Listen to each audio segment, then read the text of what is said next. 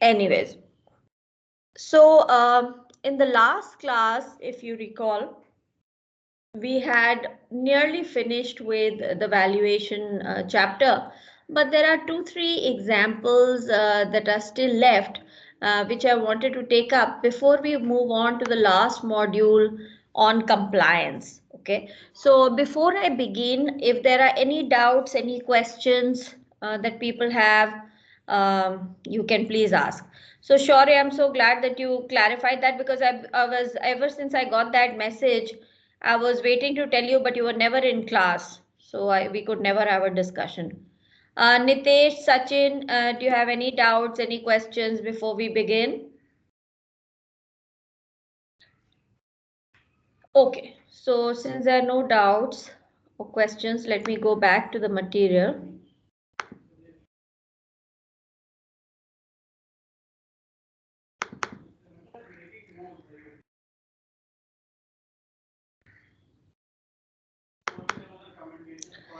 Okay, now in this, Samriddhi, there you were talking about just-in-time equity valuation, na? Yes, ma'am.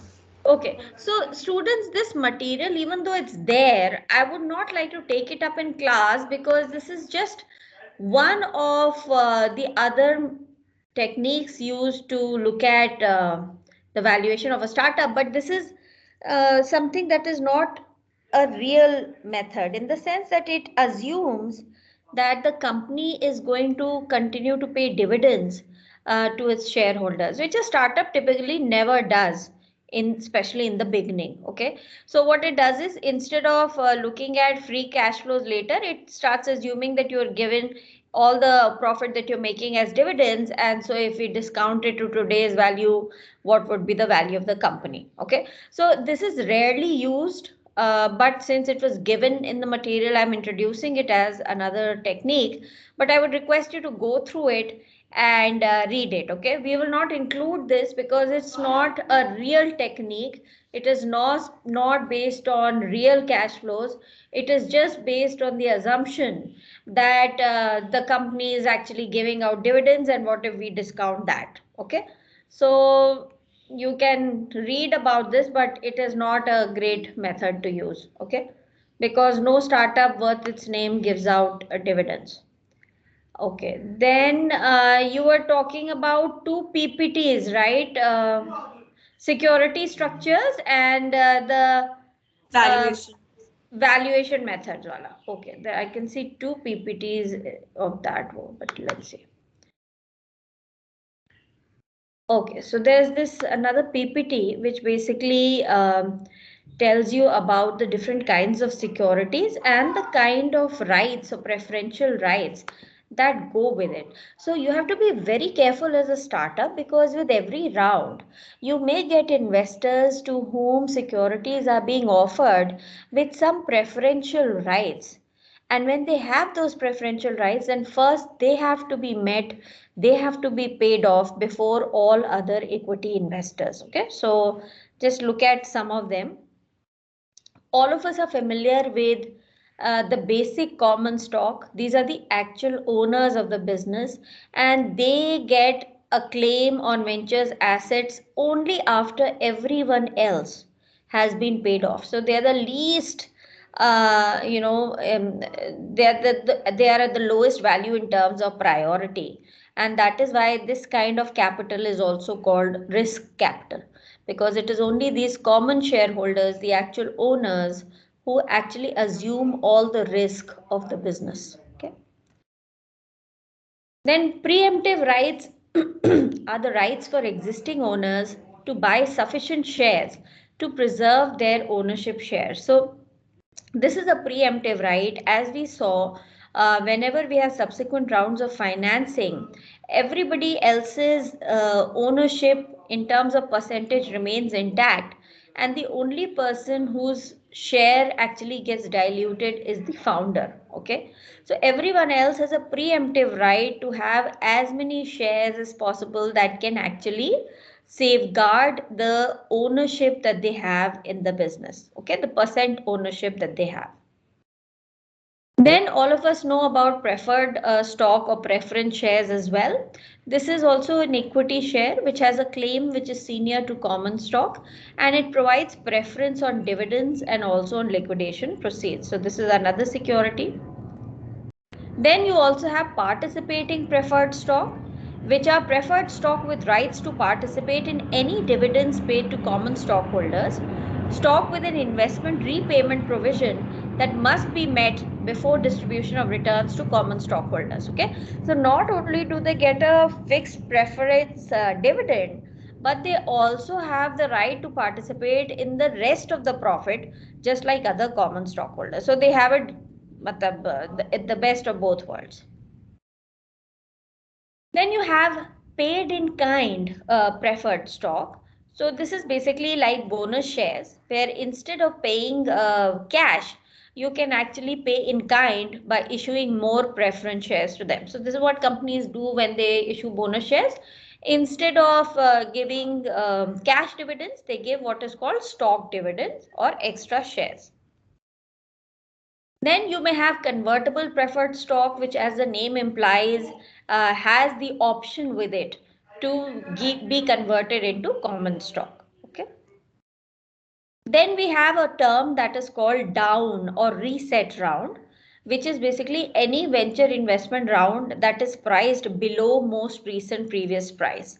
So what happens here is that the total value of the business actually goes down compared to the last round. Okay, so whenever you have this kind of a round, it's called a down round. Then you have convertible debt with the same proviso that you can have the option to exchange it into stock. Okay. A lot of LBO financiers may have convertible debt as a way of financing the business.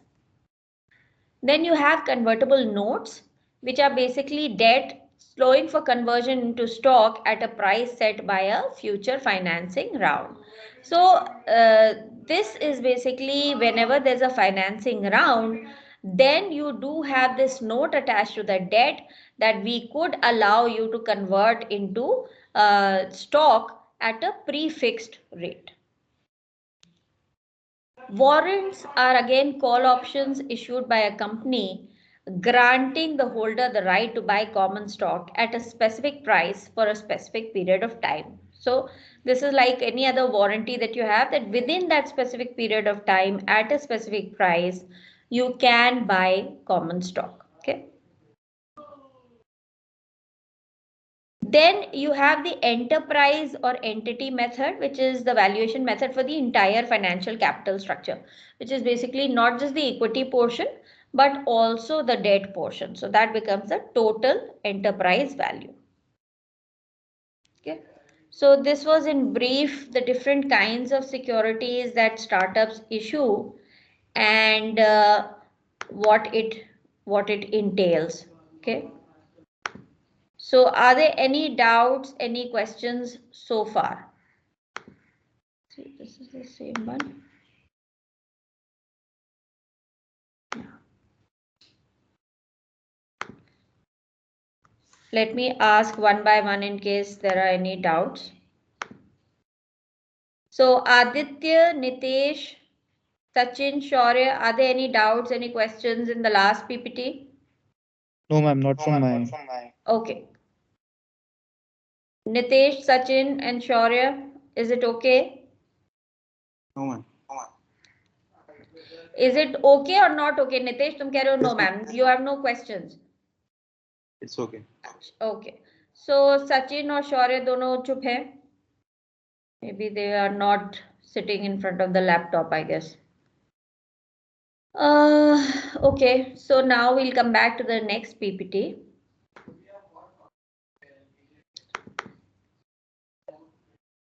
Samriti, was there anything else or this was it? Ma'am, introduction scenarios to VCS. ECs. अच्छा अच्छा ठीक है. Okay. So this we have already done through a case study, but this was a PPT that was left, so I'll quickly go through it. Now, we all know that the VC method is basically a method that estimates a venture's value by projecting only a terminal flow to investors at the exit event. That is the final value of the business.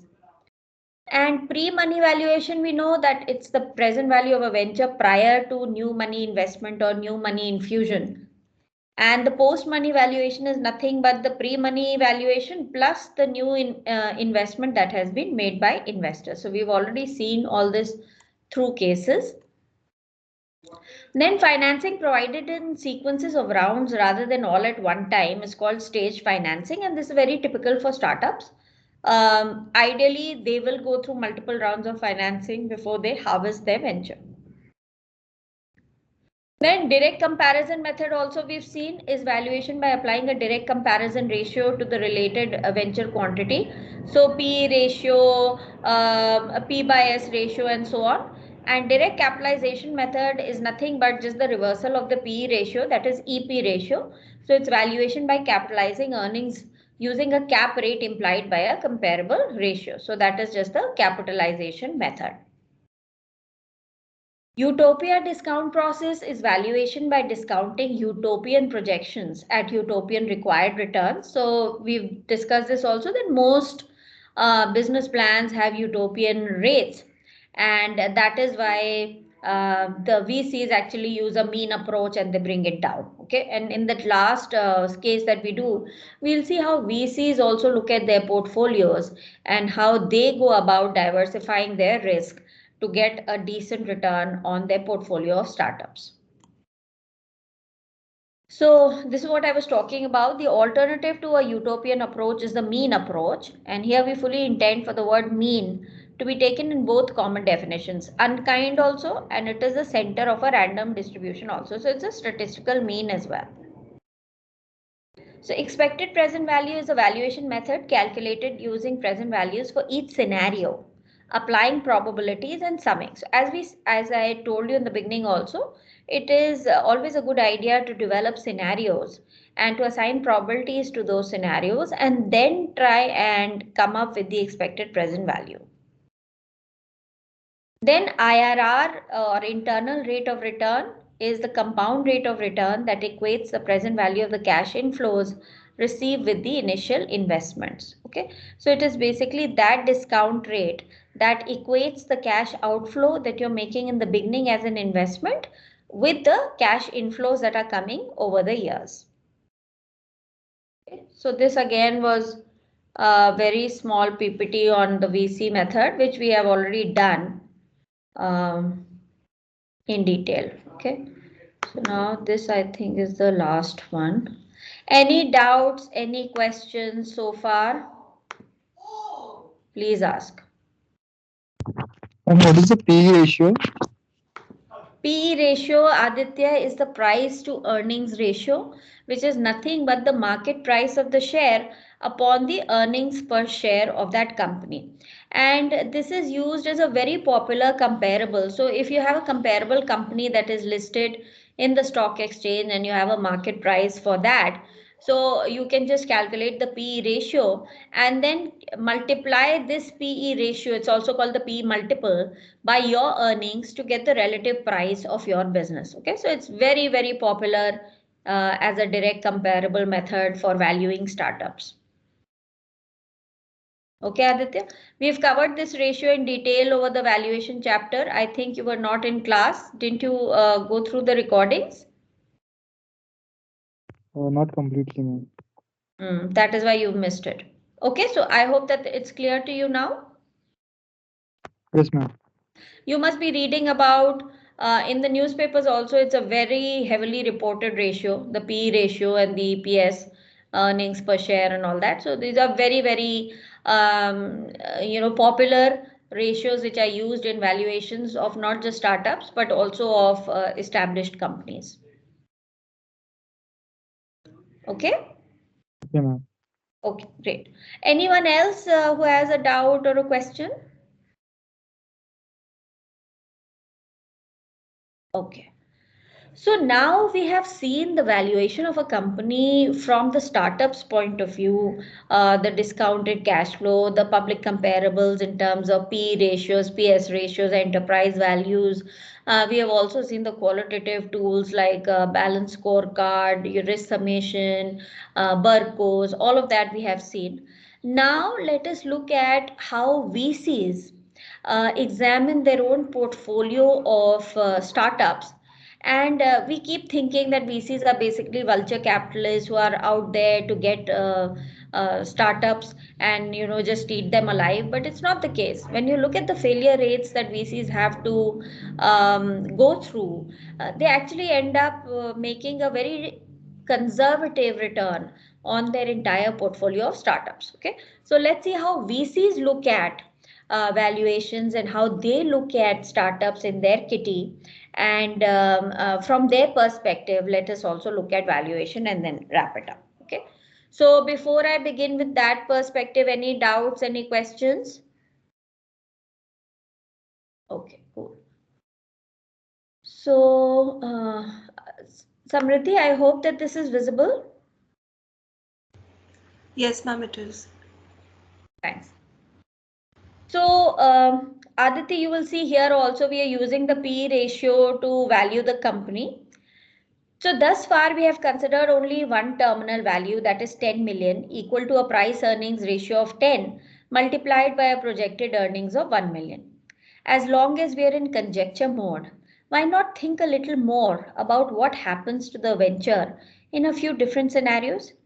Experience tells venture investors that many ventures result in a 100% loss. We refer to such firms as black holes. Okay. Other ventures wander around break even for years, providing minimal returns, if any, to the venture investors. We tag such firms as the living dead or zombies. A few ventures hit the big time and provide phenomenal returns. We refer to these big hitters as venture utopias. And a venture investor's return on a portfolio of investments averages these returns. So in US, because baseball is so popular, they use a lot of baseball lingo also. This is a home run, this is a sitting duck and all of that. And in India, they've started using cricket lingos also. But basically what they mean is that a large part of your ventures will become black holes. Okay, so let us see the way they have used black holes. We use black hole here for two reasons. First, to draw an analogy to the celestial objects from which not even light, much less cash, can escape. And as an indirect reference to one of the biblical characterizations of hell as outer darkness where there shall be weeping and gnashing of teeth. So, this is what most VCs go through when they are confronted with black holes. Okay. So, these are very common terminologies which are used in VC lingo. Now, before we can know how to mix these three or more possible outcomes with discount rates to create a present value, we must first look at a little more closely at the type of discount rates we have been applying to financial valuation techniques generally. Okay, so financial valuation techniques generally use one of two approach types to combining flows and discount rates: utopia approaches or mean approaches. Up to this point, we've been using utopia flows and utopia rates. When a business plan's utopia numbers are used for valuation, we have completely ignored two of the three scenarios we have just mentioned, that is, black holes and living dead outcomes. The proper interpretation of the discounting process is that the venture investor has determined that when the venture and investor wake up in venture utopia, the investor had better be making 50%, 70%, or the like on realized returns. The investor is not particularly concerned about the realized returns earned in the other two or more scenarios. The investor's return concerns are completely expressed in required returns in the one scenario. Now, this type of communication has some serious advantages. Everyone knows that the business plan reflects an idealized scenario. We would try to make the business plan more realistic by presenting or even averaging all three scenarios and then applying a lower discount rate because the cash flows have been knocked down. However, this could have motivational consequences or could break down negotiations entirely. It is usually easier just to take the utopian character of the numbers as given and then discount them at a utopian rate. So naturally, if a VC tells your venture that you could be a zombie or you could be a black hole, then maybe negotiations don't carry on. So they know that the business plans are giving utopian rates, so they discount it by utopian rates also, just to balance it out. One drawback when the method is not properly understood is that the use of high discount rates on success scenario flows can introduce some bargaining friction that is reflected in such pejorative phrases as vulture capitalists. And that is why a lot of entrepreneurs like to call VCs vultures. While venture investors may discount your business plan flows at seemingly obscene rates, you need only look at their portfolio returns, example 25%, not much different from the returns on publicly traded small cap stocks, to realize that there's nothing particularly nefarious or vulture about their business. When a 100 million venture fund invests 20% at a total loss, 60% at break even, and 20% at 70% annualized returns with liquidity at 2 years on all outcomes, the annualized portfolio return is actually as low as just 8.53%. While the utopian outcomes 70% deliver, the portfolio return remains unacceptably low. So please don't think that VCs are always making a killing. They are making a very, very conservative rate of return on their overall portfolios. Most, if not all, entrepreneurs produce utopian business plans. Now, in your recent presentations also, none of you gave a scenario where you could completely fail or you could even be a living dead. Everybody gave very positive scenarios. Okay, so that is what happens with most business plans. Venture investors must apply high discount rates when using the business plan's utopian flows. An interesting point here is that venture investors who do not generally claim uh, to be able to deter valuation, no, just a second, claim to have the ability, क्या लिखा हुआ है typing में.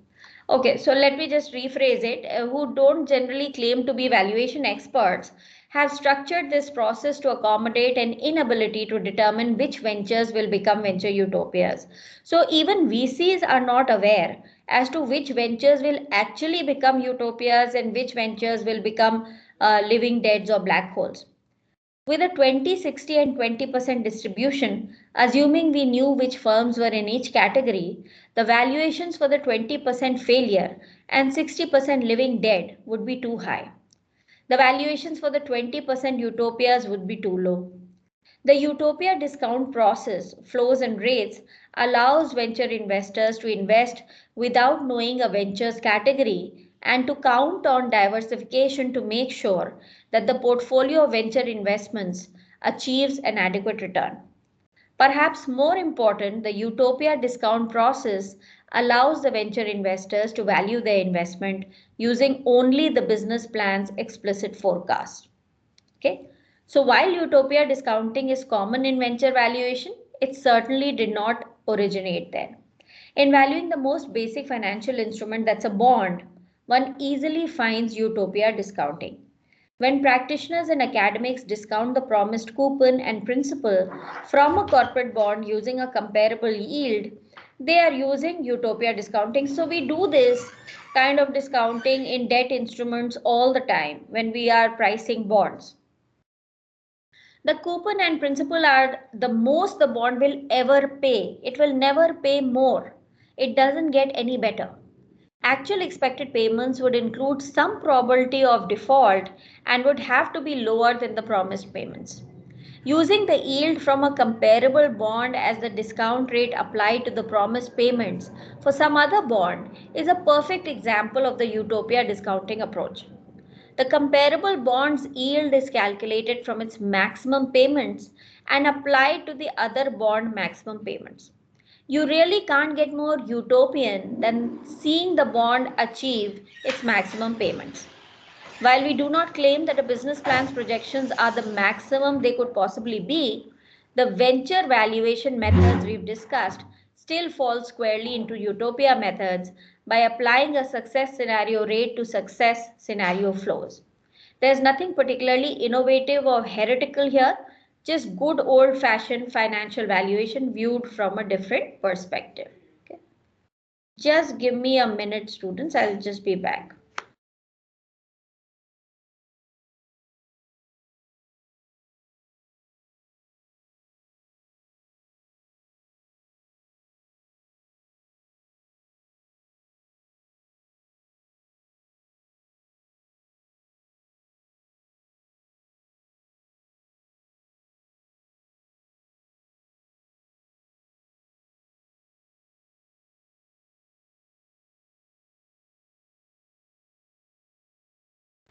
Yeah, sorry about that.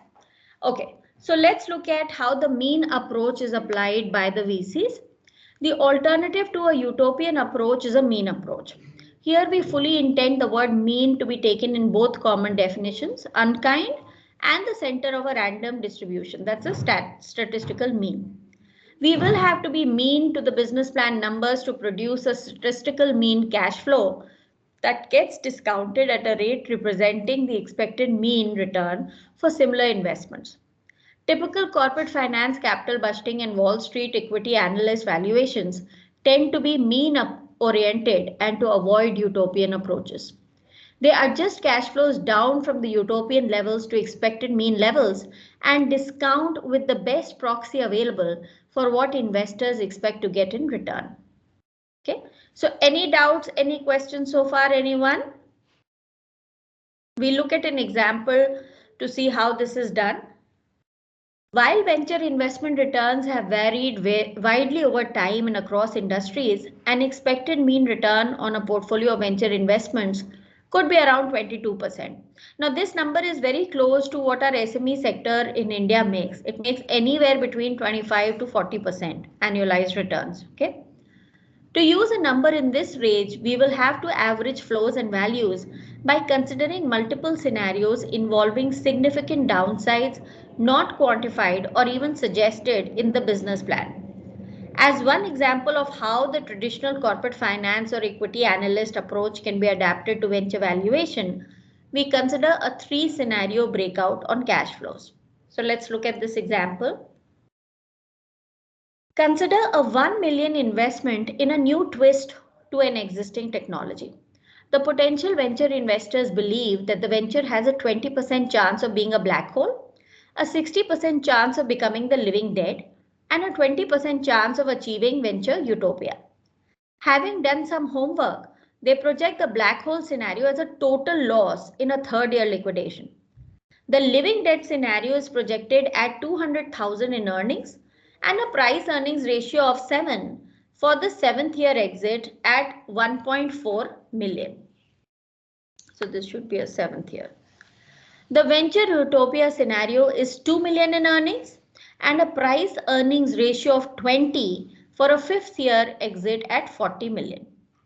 To show how the method handles intermediate cash flows, we assume that the 1 million investment entitles the investor to a yearly preferred dividend of 2,000 only when the venture has the resources to pay. That is, the dividend does not accumulate and before exit. Our analysis in Table 1 Part A introduces an algebraic approach to determining the acquired percentage of final ownership, which is more general than the simple formula that we've been using at the beginning of this chapter. So the dividend never appears in the discounted flows for the black hole scenario. It appears in years 5 to 7 for the living dead scenario and in years 2 to 5 for the venture utopia.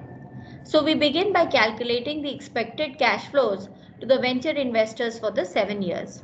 And we use the symbol gamma to represent the acquired percentage of final ownership of the venture sought by the investor. The main point of our exercise is to determine the value of Y. The scenario specific flows and their means, of gamma. The scenario specific flows and their means by the year are shown in table 1 part A. So let's first look at how the table is populated. So this is your basic cash flows. We have 20% as a probability for a black hole, 60% for a living dead, and venture utopia as 20%. And you can see that in the black hole, there is absolutely no money coming back. In the living dead, we have 2,000 rupees as $2,000 as dividends coming in year 5, 6, and 7 with an exit value of 1.4 million. And in the venture utopia, we have dividends coming in from year 2 onwards till year 5. And in year 5, we exit with a 40 million valuation. Okay. So when we average this out along with the probability, we have the three scenario mean flow, which comes out to be 400, 400, 400 in years 2 to 4, and then 8 million into gamma plus 1600 in year 5, 1200 in year 6, and 840,000 into gamma plus 1200 in year 7. Okay, so this is how we calculate the mean cash flows. Now, if we just put all of this into an equation and solve for gamma, the gamma value works out to be 31.49689%. Okay, so sometimes rather than solve this equation the old fashioned way, it is faster to use a spreadsheet. So you have spreadsheets which are available which use the goal seek function, and they can also give you the value of gamma just as you put in the values of cash flows. Okay, so note that this spreadsheet automatically calculates the investor's payments upon exit and verifies that the present value of the investment at 22% is 1 million. In contrast to the simple VC shortcuts, the current procedure incorporates intermediate investor cash flows. Now you see that they have looked at intermediate cash flows. They are not just looking at the VC method that just assumes a final terminal value. Their contribution to value diminishes the amount of final ownership needed to satisfy the investor. While we appreciate the convenience of the earlier formulas for the acquired percentage of final ownership, it may be simpler and more flexible in complicated contexts to use a spreadsheet and a goal seeking or solver function to determine percent ownership. So all spreadsheets have this, especially the financial spreadsheets have this inbuilt function where you can just put in the values of the cash flow and you can just put the goal seek function and you can keep adjusting this value till you get your NPV is equal to 1 million. Okay, so you can just use the spreadsheets, and it's a better idea to keep using spreadsheets in such complicated scenarios. Now, an alternative equivalent approach to treating the valuation of multiple scenarios is commonly known as expected present value. Previously, we found the expected value of periodic cash flows and then we discounted it to get the present value. Due to the mathematical structure of PV, we can take the PVs as long as we use at one rate 22% to discount and then calculate their expected value to get the same answer as before. So the approach to scenario valuation has long been in widespread use outside venture valuation as well. Okay. So we can just keep using the present value scenario for all of these inflows and we will get the same result. Okay. So we have arrived at the same percent ownership by calculating a weighted average flow and directly discounting it, and by discounting seen flows and taking weighted average PV. Both approaches give the same answer because of the mathematical structure of PV. When the discount rate used is constant across scenarios, so you can use it either way, the same answers will come. However, one word of caution is in order. When using these methods, you should always combine PE and E before averaging. If you average PEs and E's separately and then multiply the averages, you will not get the right answer. As an example, consider the current example reduced to only 1/5 year exit flows for both the living dead and the venture utopia scenarios. The living dead terminal value is 1.4 million and the venture utopia terminal value is 40 million. Using the 0.6 and 0.2 weights respectively, we see that the expected fifth year terminal flow is 8.84 million. For our purposes, this is the right way to average terminal flows. Note how different the answer would be if we average the PE ratios separately and earnings separately. So PE ratio separately kiya 0.6 into 7 plus 0.2 into 20. So we got a PE ratio of 8.2 and earnings was 0.6 into 200,000 plus 0.2 into 2 million, which was 520,000 separately. And then combine them to get 4264,000. So that's 8.2 into 520,000. So please don't do this. This would be the biggest mistake that you can do. Please remember to multiply P and E before you average. Okay. It is true that some professional VCs and professors believe that VCSCs are somehow less demanding and better adapted to valuing venture investments. However, we saw that traditional valuation is quite simple given a set of properly projected financial statements. Mechanically, the VCSC offers little in the way of simplification. In all cases, projection of future flows and payments is discounted to get a present value. The burden shared by all who use discounting related procedures is that formal numerical visions are hard to come by. So once you have projections, you can easily discount them and get the valuation. The main challenge is to get those projections which are accurate. How formal one is in developing that quantified vision, whether with explicit projected financial statements or a wild guess about a future buyout price, is up to the evaluator. Fortunately or unfortunately, the credibility of calibrated value, shortcut or not, is no higher than the credibility of input. So garbage in, garbage out. Okay. So let us return to whether 22% is an appropriate target discount rate for the three scenario valuation. Some warnings are in order. First, the realized rate of return on a venture investment may be quite different from the target because the actual cash inflows to the venture investors may differ from the mean flow. In fact, the realization most likely will not be any or the projected flows under the three specific scenarios. When one draws a random number between 1 and 5, the expected outcome is 3. However, drawing a 1 is just as likely as drawing a 2 or a 5. The outcome of the draw is not the same as its mean. The mean is simply a representation of what might be expected to be the average outcome after several draws. It is sometimes referred to as a central tendency, as some draws will be above and some below. We find the actualized realized rate of return by calculating the IRR. It's also called internal rate of return, which equates the discounted cash flows realized from the venture investment with the initial investment. So this is what I was talking about when we were doing the PPT. Now, since most of you have not done any core courses, you may not be aware of IRR and other capital budgeting techniques, which is okay. You can just understand that we have to solve for a discount rate that produces a zero net present value. That is, that equates the outflows with the inflows. So for example, the initial investment, the weighted mean flows calculated from table 1 and actual cash flows results were this. Okay.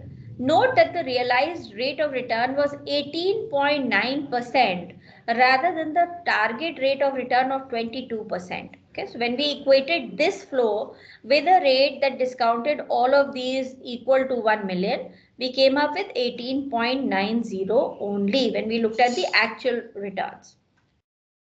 When investors use a target discount rate, for example 22%, they are valuing the venture in an average sense.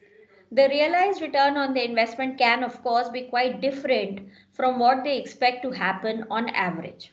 So naturally, the venture may be thinking that we'll get 22%, but in reality, they may end up getting more or less. Generally, they will get less.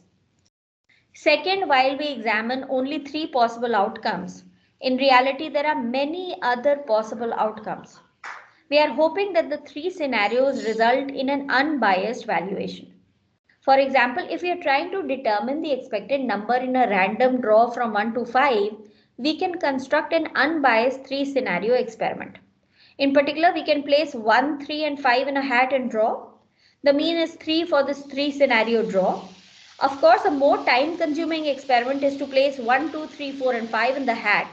The mean draw would still be 3. The point here is that the number of scenarios is not what determines whether there is a valuation bias. Both of these are the correct mean of 3. In contrast, if we put only 3, 4 and 5 in the hat, that is, we take utopian ways to make our business plans, then the mean draw is 4. This is not mean enough as it biases the valuation upwards. When the choice of scenario breakouts results in a positive valuation bias, using the real expected return, the target rate will be adjusted upward, probably to at least 30% to help eliminate the upward valuation bias. Of course, as some of the downside reflected in the pessimistic scenarios, we would expect the target rate applied to the 3 scenario flows to be substantially lower than the IRR compound rate of return. That IRR equates the present value of the cash inflows received to the initial investment and is less than rate, say 40% to 70%, investors would apply to the pure utopian business plan projected flows. Okay.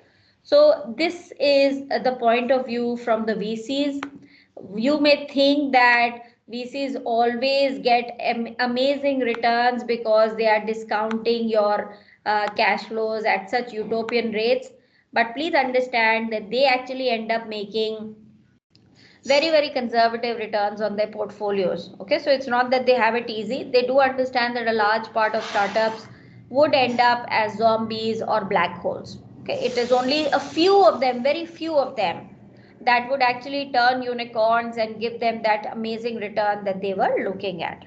Okay, so this now completes the entire valuation perspective from the point of view of startups and also from the point of view of VCs. Any doubts, any questions so far? Aditya, Nitesh, Shaurya, is it okay? Is there any question, any doubt? No, ma'am, there is no doubt. Okay, great, Aditya. What about Nitesh and Shaurya? No doubt. Okay, Nitesh, Shaurya?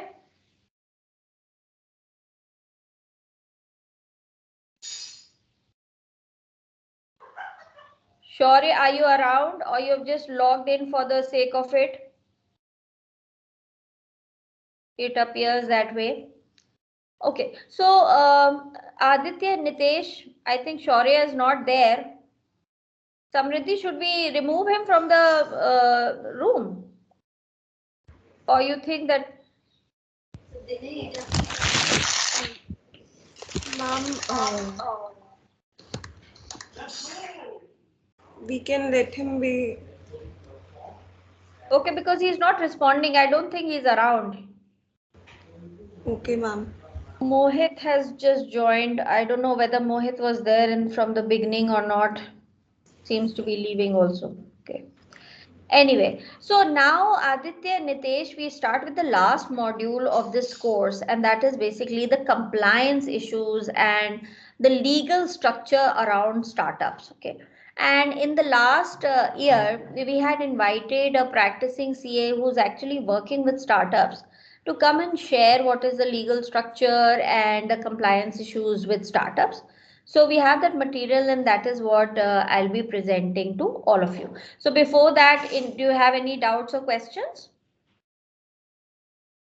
Okay, I guess No, not. ma'am. Okay, great. So I'm going to share my screen again, and we are going to look at the material that he had shared with us. Just a second.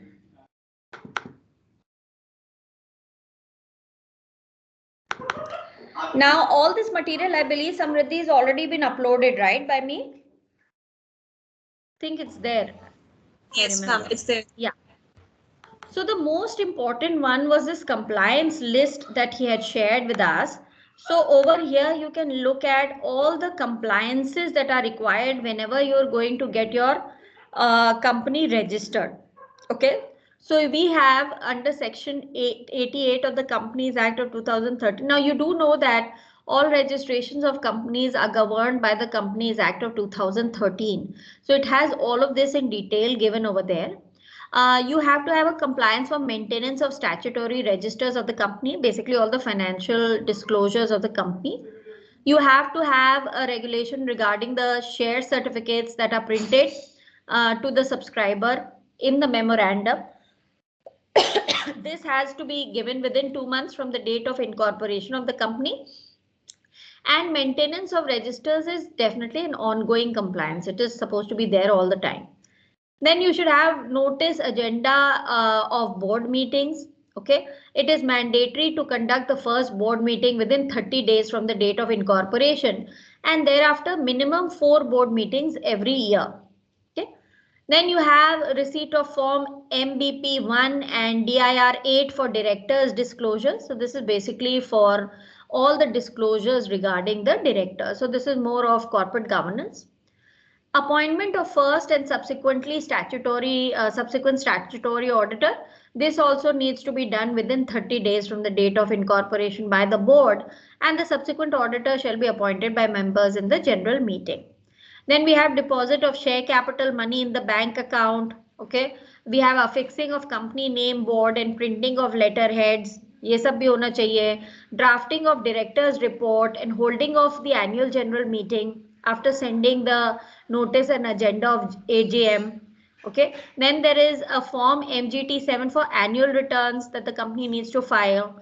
Then you have a form AOC for filing of financial statements, which is again supposed to be within 60 and 30 days from the date of the AGM respectively. Then you have DIR3 KYC form for particulars of directors, which is also there. Then you have return of deposit under form DP3, which is basically to show how much of debt you have been or deposits you have been sending.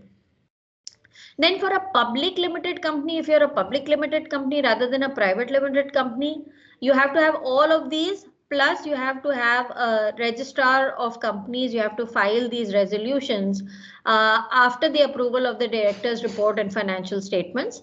And you have to have a reconciliation of share capital report under this form also. Okay. So these are just some of the legislations, just some of the compliances that startups have to keep in mind when they are legally wanting to structure their company.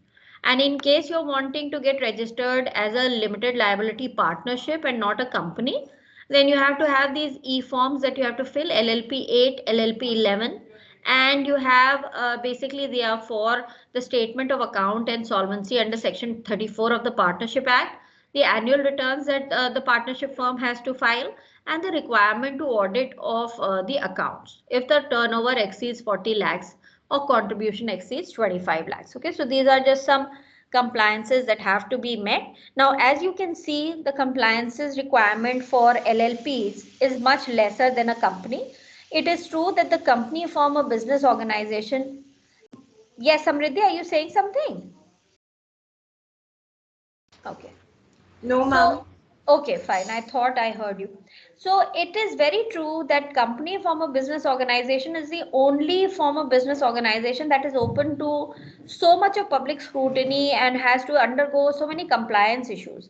The simple reason is because it's only a company that can actually get listed on a stock exchange and then have access to public funds, which is unlimited. Okay, and that is why a lot of these compliances and regulations are aimed at harnessing or maybe monitoring these company forms of business organizations. Okay, so any doubts, any questions here, please ask. Now, a lot of the other material that we'll do is basically something that we've been discussing all the time, but yet from the structural point of view, you may get some new insights. So in terms of angel investors, all of you know that these are individuals or group of investors with high net worth, and they have the desire and the ability, and they are also prepared to take the risk to help startups succeed in their endeavor. And young entrepreneurs usually find it challenging to raise finances to scale up their concept or develop proof of concept. This is where angel investors play a significant role. Angel investors typically come in because banks do not give finance to startups at this stage. And the limitations of bank finance is their quasi control, asking for collateral security, limit to the value of loans, debt restructuring issues, etc. Angel investors usually don't ask for any of the requirements of banks. They invest in an idea which they feel is with a high potential generation of wealth and also good for the society. So as I have told you, Indian Angel Network is there, which is apart from financial help, they also provide mentorship towards scale up strategy for efficient production, marketing, patent filing, availability of bank and other sources of finance, etc. And after a few years, generally the mid-term, medium term, they exit on getting a reasonable return.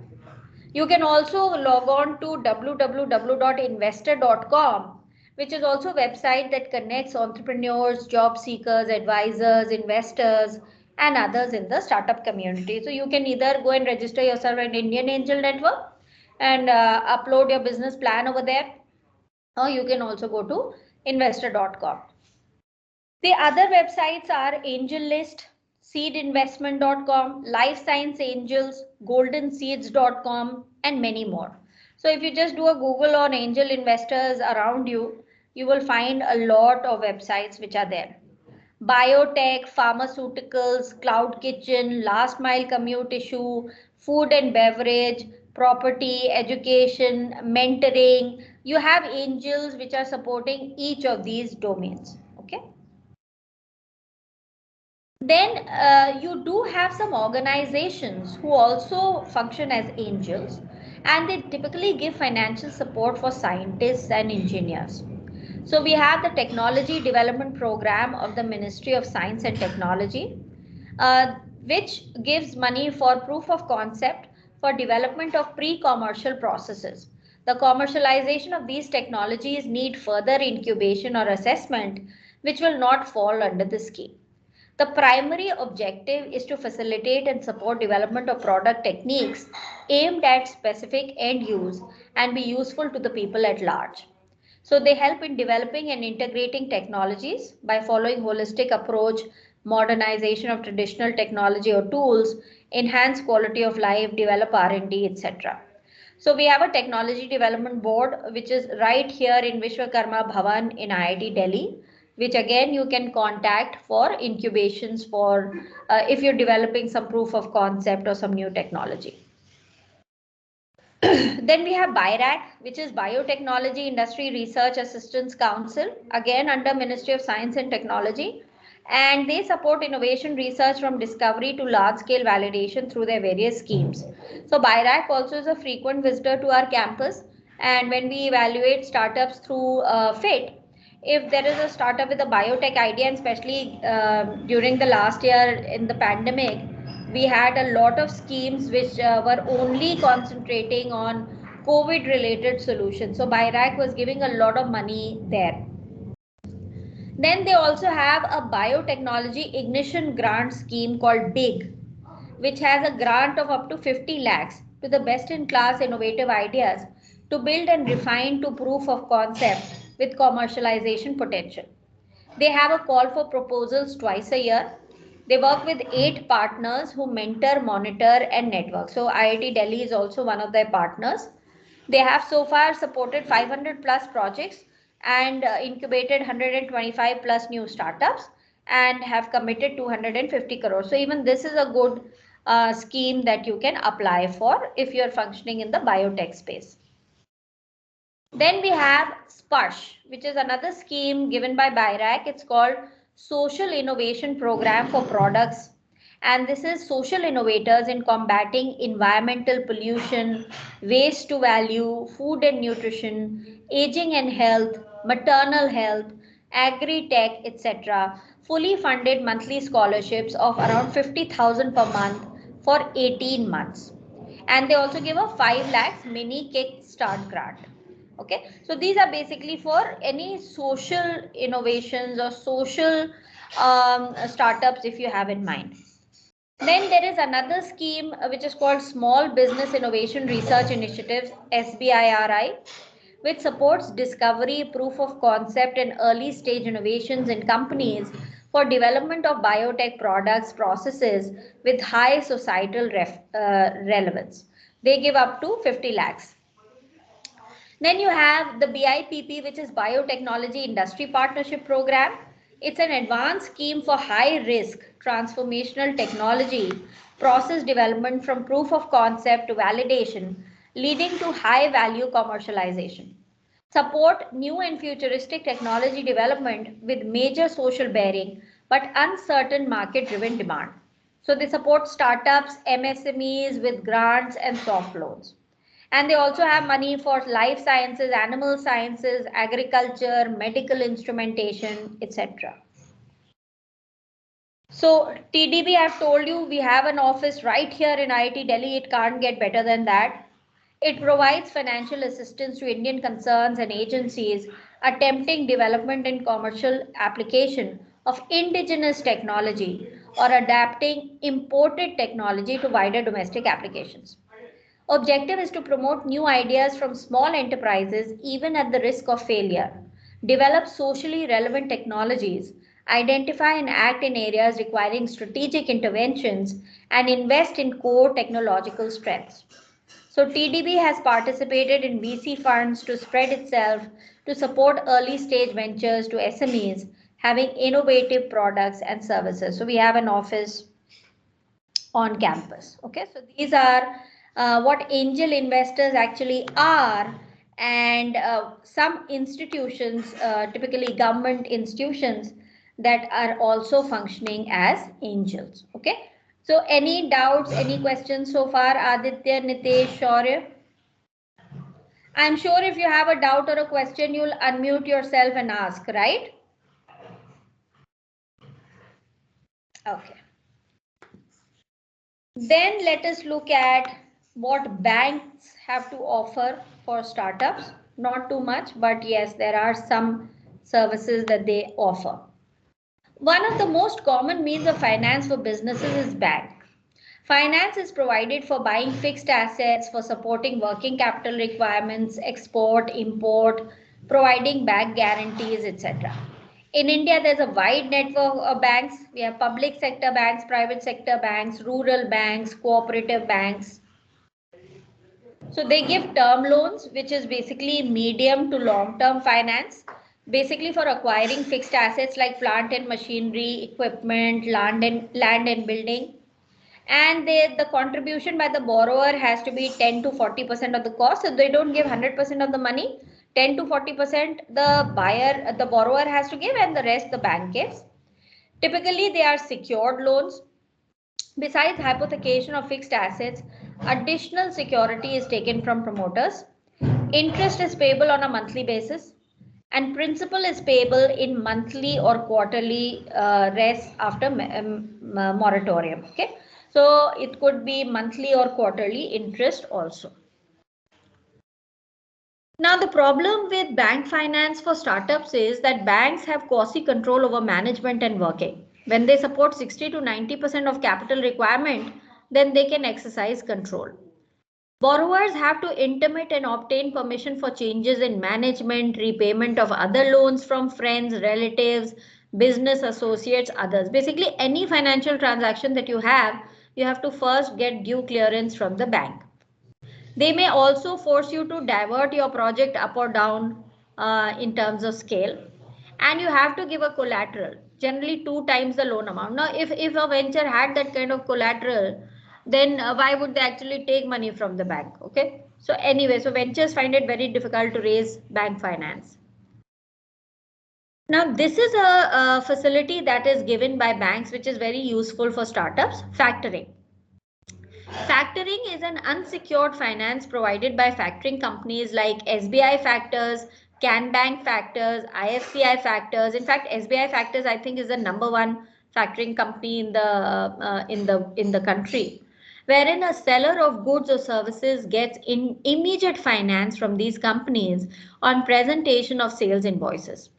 Generally, a buyer company pays after a certain time gap, as agreed, say 60 days, 90 days to the seller. And a factoring company, after assessing the financial and operational credit worthiness of seller and buyer, steps in to provide immediate funds, say 75 to 90% to the seller to meet his working capital requirements. So banks can factor your receivables. They do that.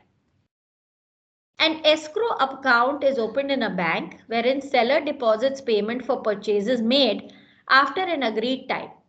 After deducting interest for the number of days, processing charges, etc., the factoring company deposits the balance amount to the buyer's bank.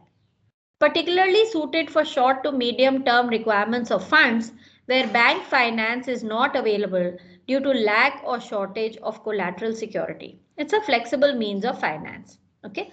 But the disadvantage with factoring is that higher interest cost, and therefore it's not a long term source of finance. It can't be a permanent source of finance. It can only be there to basically discount your receivables so that you can meet your immediate working capital needs. Then you have what is called lease finance, another very important source of finance by banks. The owner or lessor of a machine, heavy vehicle, or any other asset gives on lease for a specified period, not beyond the economic life of the product. So instead of buying an asset, you can actually rent an asset. So EMI or equated monthly installment is recovered every month or quarter and has two components, principal and interest. This is suitable for borrowers who have no other means of finance and cannot offer a collateral. The disadvantage in this is that the ownership is transferred to the lessee only after payment of the last installment. Okay, so ownership will come to you only after you made the full payment. And NBFCs sell this product with a high rate of interest. So generally banks directly do not get into lease finance because they are not asset owners. But you have a lot of non-bank financial companies who sell this kind of a product. Then deferred credit is a facility given by the supplier under which payment is made after a certain number of days, as the name implies. Generally, they are availed by buyers of large expensive products. Supplier usually asks for a bank guarantee in lieu of this facility. So there you can approach a bank and then the bank can give you this kind of a guarantee. So this is the role that banks can play vis-a-vis startups. Okay. Now let us look at the incorporation of a company. What are the documents, etc., required to incorporate a company? The main requirements are the PAN card of the proposed directors of the company, the Aadhaar card and their driving license, the bank statement, mobile bill in the name of the director, the passport size photographs in JPG format for all directors, the proof of registered office of the proposed company. And in addition to this, you will need to provide valid PAN card mentioning both first and last name. Provide any one document for ID proof. Provide any one document for address proof. And the document should not be later than 2 months old. The size of the photograph should be smaller than 100 KB. This is, I think, very standard for all government websites and everything. And they should provide registered office proof not later than 2 months old with the NOC if applicable, and provide rent agreement in case of rented property. Okay, so these are some of the documents. Then what is the information that is required? You need the proposed name of the company. You need to select the type of company. You need the main business objective of the company, and you have to have the share capital with decided ratio. Who's going to share how much? Now, detail of the information. The name of the proposed company should be unique, and two proposed names can be applied through name reservation service. The type of company can be public company, private company, whatever you're planning to have. The main business objective of the company would be the main object, the main vision of the company. And the applicant needs to specify authorized capital to start a company with ratio decided amongst the subscribers. Okay, so this is the extra information that is required. Then what is the number of members? Minimum number of members should be greater than or equal to 2 in the case of a private company and 7 in the case of a public company. Maximum number of members should not be greater than 200 in case of a private company. And the registered address of the company, the address proof is required for establishment of registered office of the proposed company. So the name of those premises should be in the company's name. Now for the proposed directors of the company, you must give their email IDs, phone numbers, number of shares subscribed, place of birth, occupation, educational qualification, whether present residential address is the same as permanent residential address or not, duration of stay at present address, basically to show their nationality. Then whether the company wants to apply for GST also with incorporation. If yes, then authority letter needs to be signed by the authorized directors, and you have to select a bank for opening of current account. So presently Punjab National Bank, ICICI Bank, Kotak Mahindra Bank, Bank of Baroda and HDFC Bank has been integrated with Spice Plus for opening a bank account. Now Spice is an e-form and Spice Plus is an integrated web form offering 10 services by 3 central government ministries and departments. Basically, they are Ministry of Corporate Affairs, Ministry of Labour and Department of Revenue in the Ministry of Finance. And one state government, that is Maharashtra, thereby saving as many procedures, time and cost for starting a business in India. So Spice Plus is a part of various initiatives and commitment of Government of India towards ease of doing business. So in the ease of doing business mandate, Spice Plus has been set up, which gives 10 services from one web form. Okay. Then the total number of directors and or subscribers, including directors having a valid DIN, that is the director identification number, and they have to provide their DIN also. So minimum number of directors requirements are, for public company you should have at least 3, and for private company you should have at least 2. And the maximum number of directors, including both having and not having DIN, cannot be more than 15 in number as per the Companies Act. Okay, and maximum number of directors not having valid DIN should not exceed 3. So every director needs to be registered with the Institute of Directors and should have a valid registration number. Now, whether company has employees, those who are getting remuneration from the company, select from the option and mention their number. In case yes, then format of specimen signature needs to be signed by all employees. And mention the name of the director who will be authorized signatory for all future correspondence. So who will be signing on behalf of the company. Okay. So these are the main documentations and the information that is required when you are trying to set up a company. Any doubts, any questions, please ask. Okay. Now in terms of the IPR, the IPR related to trade, industry and commerce can be classified as: a patent is for a new, inventive and industrially useful invention. Patent gives a monopoly right to its owner to commercially exploit an invention, usually for 20 years, after which it falls into the public domain. It is to exclude others from making, using, selling, etc. Patent is important as it can help safeguard the invention. So there are 3 types of patents. First is the utility patent, which is very common, design patent and plant patent. A prototype is not required prior to filing a patent application. If determined that an invention is not patentable, the most effective way to protect is to have prospective licenses and sign a non-disclosure agreement that you license it out. So, and you sign an NDA, which is a confidentiality agreement, before you reveal your invention. In case there's an infringement, then of course there are civil suits, there are criminal proceedings also in some cases. Now, trademarks are generally used by traders to distinguish their goods or services from others. Okay. Designs are features of shape, configuration, pattern, ornament, or composition. A finished article appealed to and are judged solely by an eye. Okay, so designs can also be patented. Then you have trade secrets, which is an important confidential information about a trade, business, or enterprise. So, for example, the formula for Coca-Cola is a trade secret. It is kept in a vault in Atlanta, and only 2 or 3 people have access to that vault.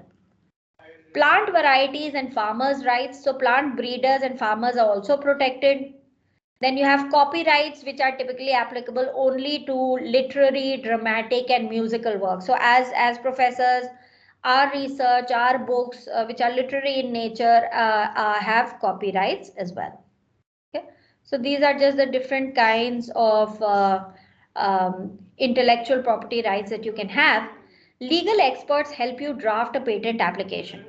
But before that, a search takes place if a similar product or process has been patented or an application for the same is pending. So it's always a good idea to get in touch with a patent lawyer. In India, Anand and Anand is the #1 law firm that deals with IPR. There is a free search service called EscapeNet, which has more than 100 million documents or applications, which you can use to search for existing patents or patents that have been filed. And if you want to get your patent filed, the IPR office or the registrar of copyrights, the address is plot number 32 in sector 14 in Dwarka. So that is the office where you will get all the patents filed. And IIT Delhi has a legal cell We keep filing more than 100 patents every year. So in case you have a patentable idea or something, you can actually approach IIT Delhi, your own organization, and they can also help you get a patent. Okay.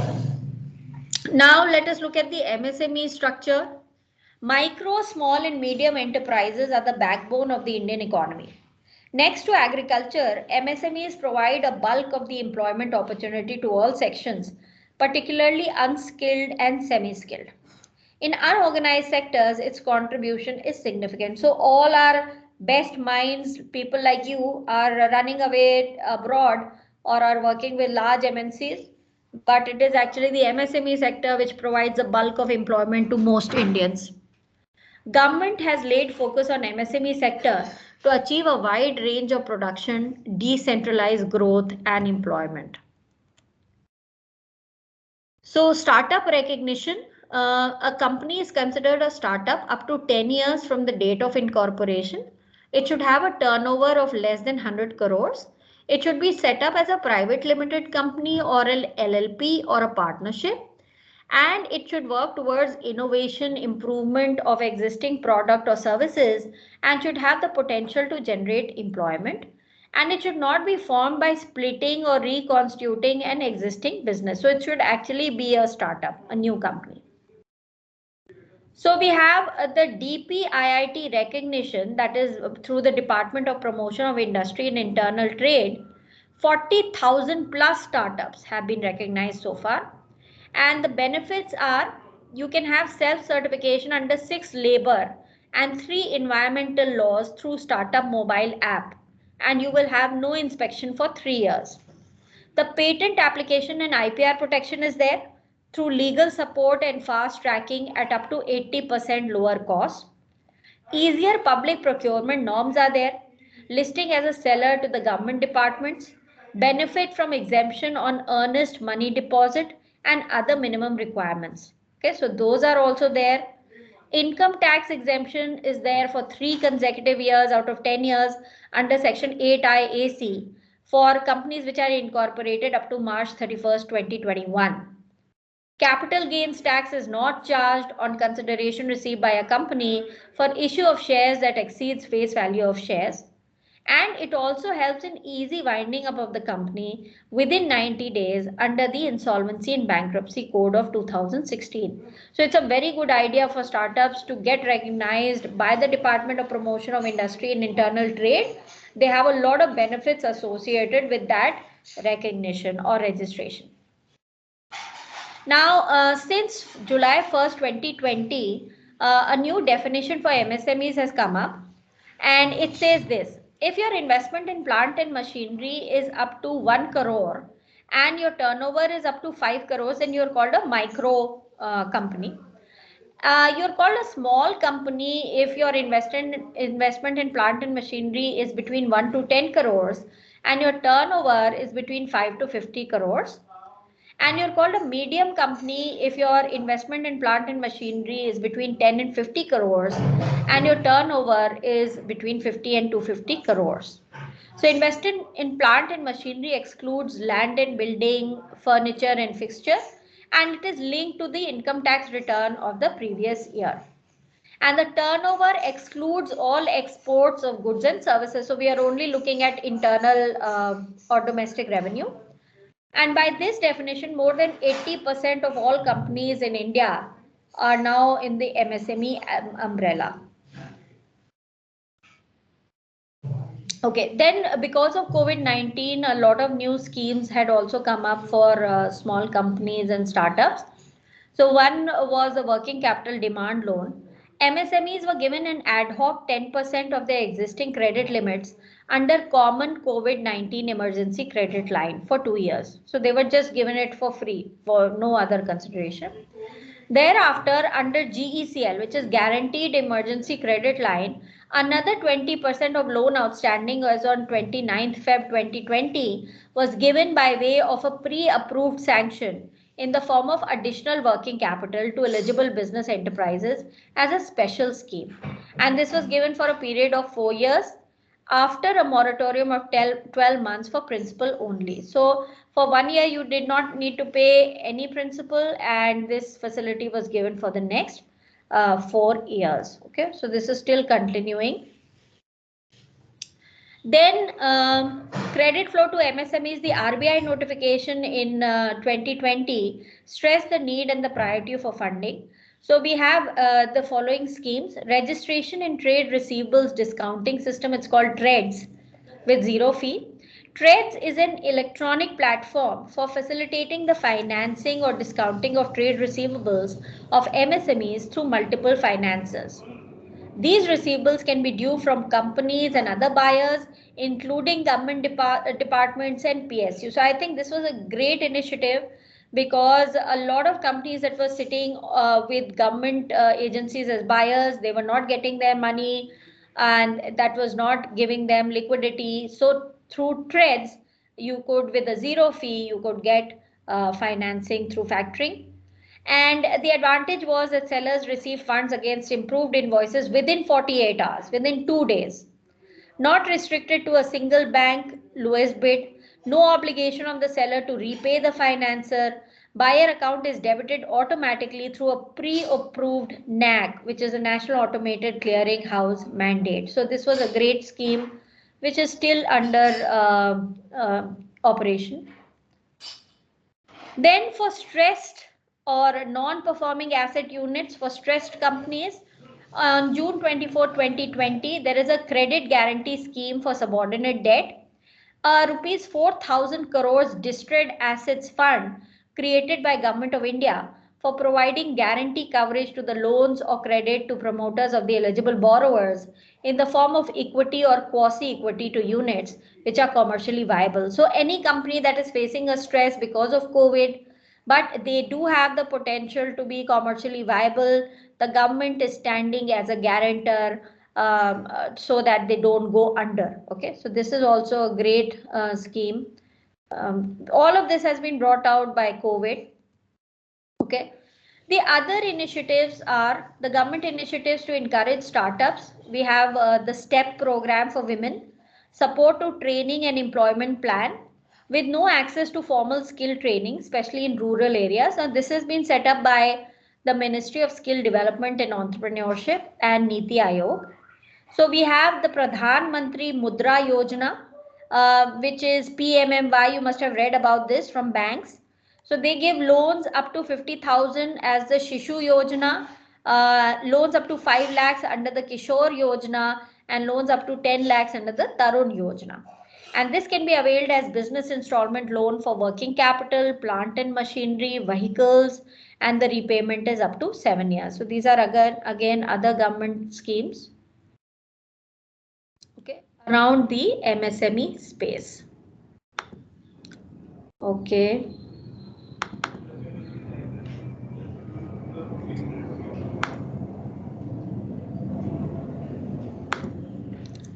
Now, I think we have been doing this, organizing and financing a new venture. We've been discussing that finance or cash is the lifeblood of an enterprise. If you don't have money, then you can't pretty much do anything. Okay. And we've also seen the capital structure in terms of your liabilities and assets.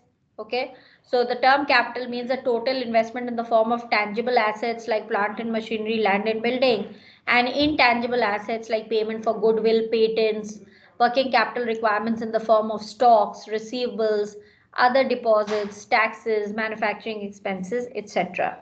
Okay. So I think all of this is pretty similar. Steps in setting up of a micro or small scale venture. First, you have to decide to be self-employed. So this is basically the beginning of the course. You have to do the SWOT analysis to understand what is most suitable for you. You have to scan the business environment to see what are the business cues, what are the administration framework, procedures, policies, regulations, compliances, etc. Then you have to select the product that you have in mind. What is the size, scale, timing, break even, etc. Then you have to do market survey, that is systematic collection of data of the product, the demand, supply lag, extent of competition, potential share, etc. And you have to produce and provide what people demand or what they do not have, something novel. Okay. Then of course you have to decide on your location, the appropriate technology, PNM, etc. Then you prepare a project report or the business plan. So it should be a techno-economic study, formulation of production, marketing, management plans, obtaining finance, approvals, etc. So in the contents, you should have the details of an entrepreneur, the product or service, the market potential, the size of the Indian market, the process and know-how, the details of plant and machinery, tools, land and building, utilities, effluent disposal, requirements of personnel at different levels, employment and export potential, import substitution, reduced cost, etc. So everything should be a part of your business plan or your business project report. Then of course revenue streams should be there, capital cost should be there, including working capital and its mode of finance. Then you have to do financial analysis in terms of break even point, payback period, projected balance sheets and cash flows for around 7 to 10 years. So all this you would have already learned in MSL 307 where you were making business plans. Okay. Then project appraisal by banks and authorities implies the assessment of a project from the standpoint of economic, technical and social aspects and its relevance to society and whether it's bankable or fit for obtaining finance from different sources. In terms of registrations, you must get NOCs from the municipality, local bodies. You have to have the registration of the unit in DIC and the statutory license or clearance. And then you can get the start of the venture. Then, of course, I think we have done this already, the different forms of business organization. It could be a proprietorship, it could be a partnership, it could be a limited liability partnership under the Act of 2008, or it can be a company under Act of 2013. Okay. Then who are the authorities to contact for various clearances certificate? If you have to have a MSME unit, then you have to get the registration certificate of entrepreneurship memorandum, which is called EM1 and EM2, and it is supposed to be obtained from the district industry centers under the Directorate of Industries. And for units operating in places other than an industrial estate, you have to get the NOC from the municipal corporation. For pollution control, you have to get the NOC from the State Pollution Control Board. And for registration under state GST, you have to get approval or NOC from the local GST authorities. If you're manufacturing drugs, you have to get an NOC from the state drug controller. If you are registering under Central Excise Act, then from the superintendent of Central Excise of the area. For manufacturing of fruit and vegetable based products, you should get the approvals from Deputy Director, Fruit and Vegetable Preservation under the Ministry of Agriculture. If you're registering the unit under partnership, then you should get the approval from Registrar of Partnership Firms. If you're registering for manufacturing of electronic items under the decentralized category, then the state level technical committee under Directorate of Industries. And the electronic items other than decentralized items, then you have to approach the Development Commissioner, Small Scale Industries through the State Directorate of Industries. Okay, so as you can see, there are so many clearances that you need if you're starting up a business, and hence it is a good idea to be in touch with a corporate lawyer who understands all these clearances and can help you actually achieve them. Okay, so for certificate of quality, you have to approach. Yes, Samriddhi? Only a minute is. Oh, okay, okay, thanks. So let me come back to the class.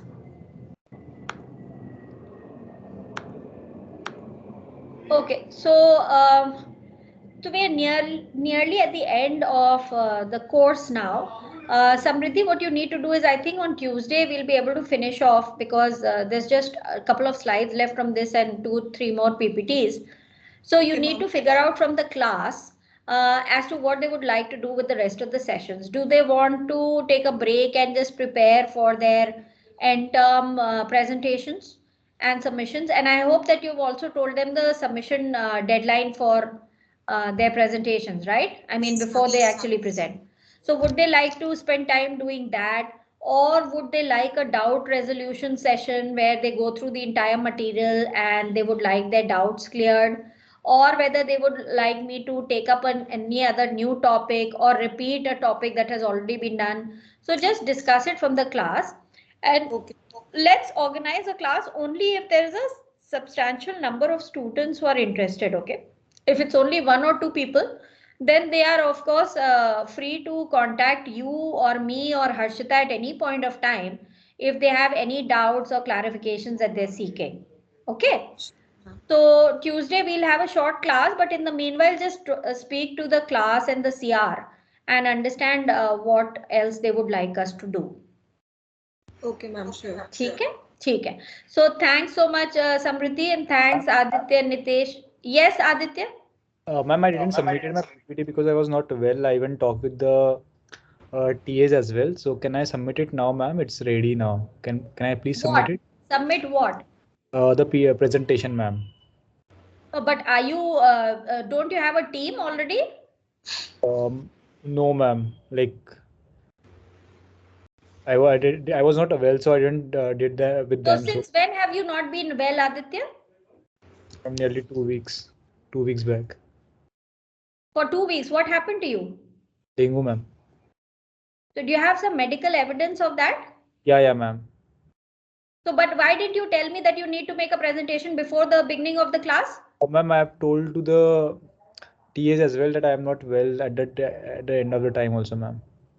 No, but the timing is already over. The projects were anyway, if you were not well for the past 2 weeks, we were having these project presentations from before that also. I'm sorry, that time I was not prepared completely. No, so then you can just forget it, Aditya. I think you just concentrate on your health and prepare well for the next project presentation, okay? Because we are already through with that after multiple, I think the class asked for two postponements. We gave them two postponements and then one I day. according to that ma'am, I even talked with the TAs as well. So I told them my condition that moment. So they said That's when you okay. So what you can do, Aditya, is that since we just have another week to go for the end-term presentations, you do a good job there, and you do a good job in your, your. How much did you get in your minor? I guess six. That's Six not a months. great performance. So please try and do well in the major. And again, I'm announcing in the class that the major will be of 30 marks. And again, it will be a good mix of numericals and, your theory questions. So let me see your performance then, Aditya, and then maybe later if I feel that you're doing a good job, then maybe I can give you something else to do. But now the entire process is over, so let's not get into that now. Okay. Okay, ma'am. Okay, fine. So thanks so much, Samriddhi. So we'll meet up on Tuesday, and please discuss this with the rest of the class till then. Okay. Thanks so Okay. much. Thanks, Aditya, Nitesh, and Shaurya. Thanks, Samriddhi.